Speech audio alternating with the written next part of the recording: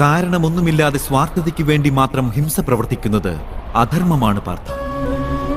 വാസ്തവത്തിൽ അഹിംസയാണ് പരമമായ ധർമ്മം.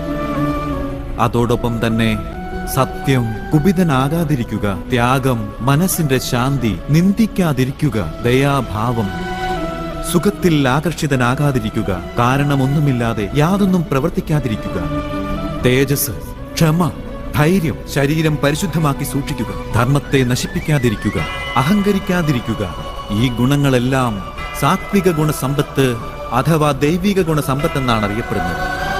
ധർമ്മ സംസ്ഥാപനാർത്ഥം കർമ്മഫല പ്രതീക്ഷകളെല്ലാം പരിത്യജിച്ചുകൊണ്ട് ജീവിതം നയിക്കുന്നവർക്ക് സംശയമേതുമില്ലാതെ നാം ഈ ജന്മത്തിൽ സന്തോഷം പ്രദാനം ചെയ്യുന്നു, മൃത്യുവിനു ശേഷം അവർക്ക് നമ്മുടെ ഹൃദയത്തിൽ സ്ഥാനം നൽകുന്നതുമാണ്.